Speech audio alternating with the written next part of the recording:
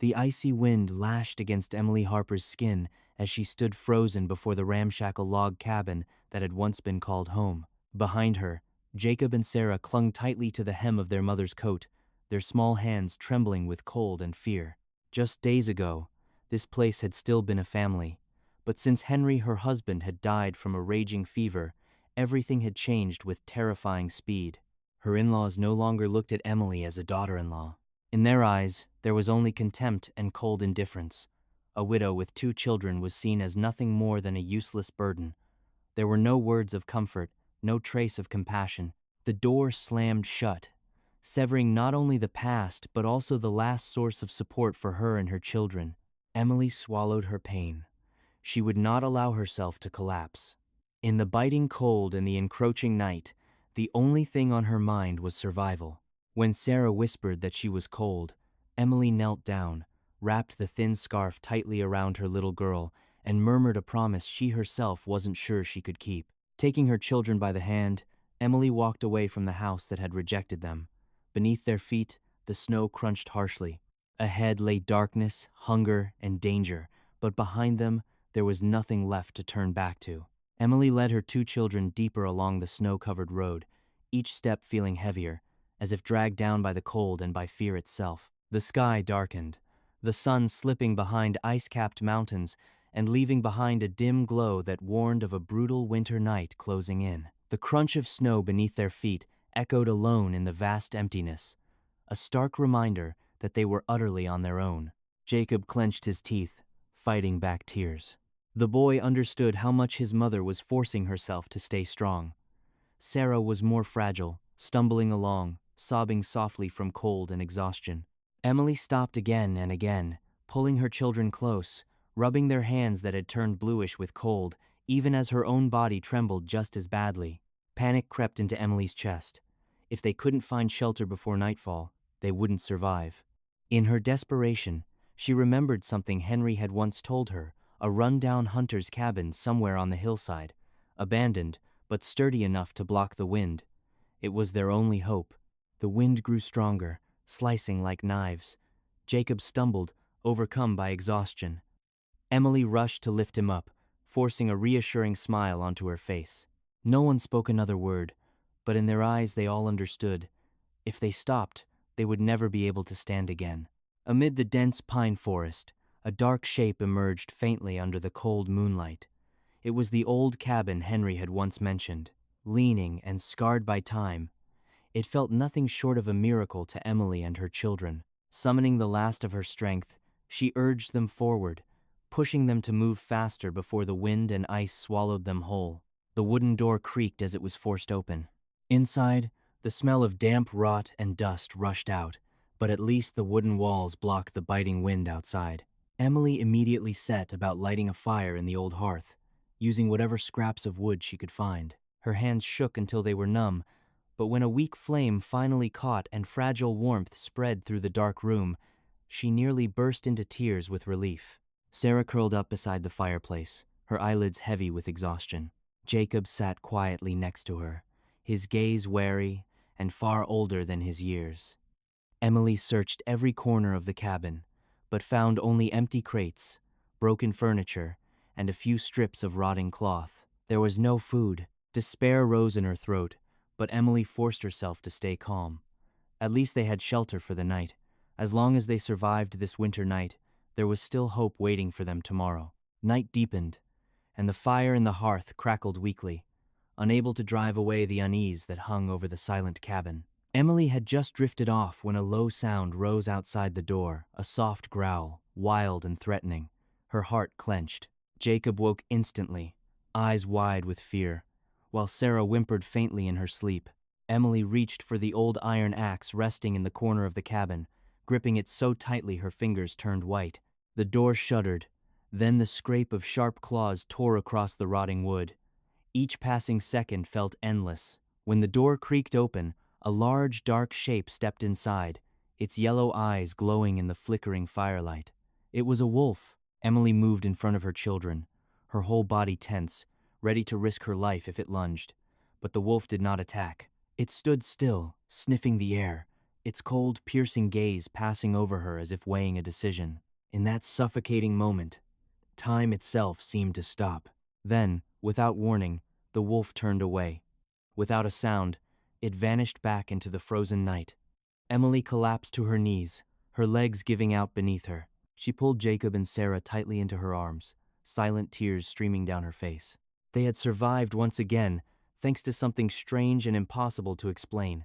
Dawn arrived slowly, washing the sky in pale shades of yellow and gray. Emily had barely slept through the night. Every gust of wind whistling through the cracks in the wooden walls made her heart jolt. When the first light spilled into the cabin, she had just begun to breathe in relief, only for a tall shadow to suddenly block the doorway.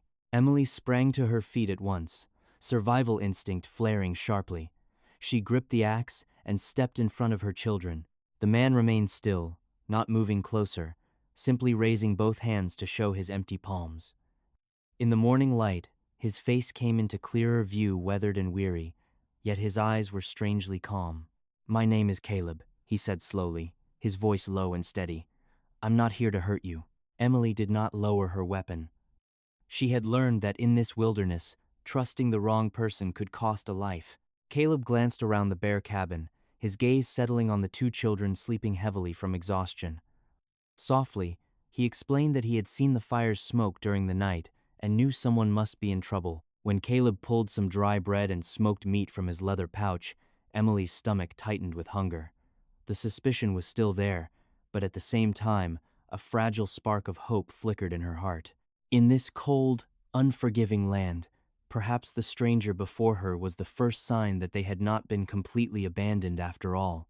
Emily studied Caleb for a long moment, as if searching his face for any sign of deceit. Reason told her to stay wary, to reject promises that came too easily. But reality was far harsher. She and her children no longer had the strength to keep wandering alone through this frozen wilderness. Caleb spoke of Westbridge, a small settlement 2 days away. There were people there, food, shelter, and rules, not the faceless cruelty of the mountains. He didn't pressure her or make grand vows. He simply stated, plainly, that if they stayed out here much longer, they might not survive. Emily turned to look at Jacob. In his young eyes, there was no longer just fear, but a weariness and resignation far beyond his years. Sarah lay curled beneath the torn blanket, her breathing faint and shallow. In that moment, Emily understood that her distrust mattered far less than her children's lives. She took a deep breath and loosened her grip on the axe she had been clutching since dawn. "All right," Emily said, her voice rough. "We'll go with you." Caleb nodded. There was no triumphant smile, only a quiet acknowledgement of a life or death choice. The trust Emily offered was fragile, but in a world this unforgiving, sometimes a small act of faith was enough to open a path to survival. They left the cabin while the sun was still low, their breath turning into thin clouds in the bitter air. Caleb walked ahead, his steps steady and cautious, while Emily kept the children close, her eyes constantly scanning the snow-covered trees. Even though she had chosen to trust him, she remained ready for the worst. By midday, they stopped beside a frozen stream. Caleb handed Emily a swallow of icy water that burned her throat, then carefully divided their meager food.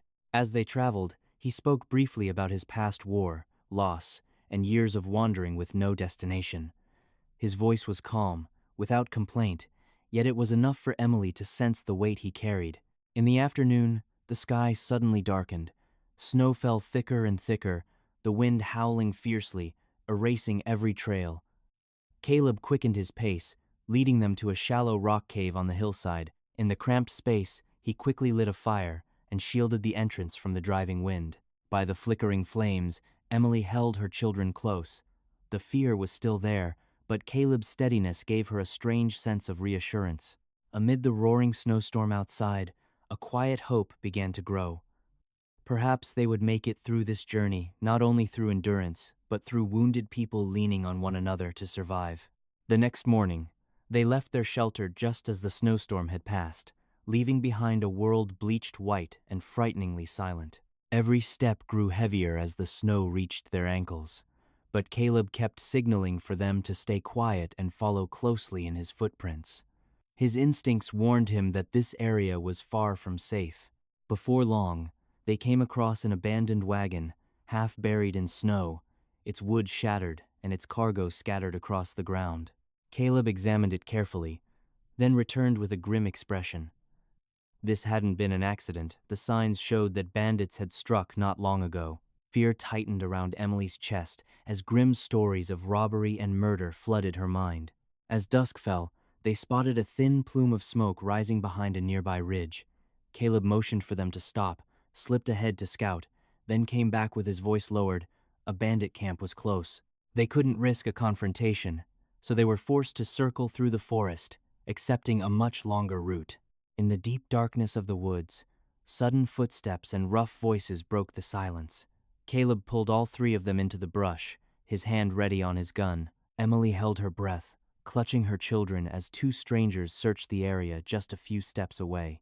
Only when the voices faded into the distance did Caleb whisper for them to move. That night, they understood that the greatest danger wasn't wild animals, but other people. The sunlight climbed higher as they crossed the final hill. Before Emily's eyes, Westbridge appeared quiet yet alive, nestled among open fields and rows of simple wooden houses. Just one glance was enough to make her heart tighten. After so many days of running, they had finally reached a place with people and life. As they entered the town, Emily immediately felt how different the rhythm of this world was. The sound of voices, hurried footsteps, and the familiar smell of cooking smoke nearly brought her to tears. Caleb led them to the general store, then stepped away for a short while. When he returned, a middle-aged woman with a gentle face and warm eyes was walking beside him. She introduced herself as Martha and asked very few questions.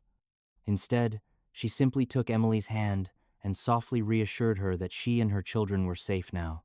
Being guided through the town by strangers who showed nothing but kindness, Emily finally let her body relax for the first time in days. Jacob looked around with a mix of curiosity and relief, while Sarah clung to her mother's hand, fear no longer clouding her eyes. Caleb stood quietly at a distance. He had kept his promise. He had brought them to safety. When the moment came for him to leave, Emily felt a hollow ache she couldn't quite name. Westbridge offered a new beginning, but it also marked the moment she would soon have to part with the man who had led her family away from death. As time passed, Westbridge gradually became a true home for Emily and her children. She found steady work, Jacob adapted quickly, and Sarah regained the innocent smile that winter and fear had once stolen from her. Their new life wasn't perfect, but it was warm enough to heal old wounds. Still, on quiet afternoons, Emily's gaze would unconsciously drift toward the road leading out of town, the place where someone had once left in silence. Then one evening at sunset, as golden light washed over Westbridge, a familiar figure appeared at the wooden gate. Caleb stood there, his face still weathered by the road, yet his eyes softer than before. Emily froze, her heart pounding so hard it stole her breath. No words were needed, one look was enough to say everything. Caleb confessed that after months of wandering, he had realized the path he was searching for wasn't somewhere far away. It was here where there was trust, gratitude, and people who had given him a reason to stop running. Emily stepped toward him, her hesitation melting away. She understood then that hope wasn't just about surviving, it was about daring to open one's heart once more. In the calm heart of the town, two wounded souls chose to stand side by side, beginning a new chapter no longer defined by escape, but by looking toward the future.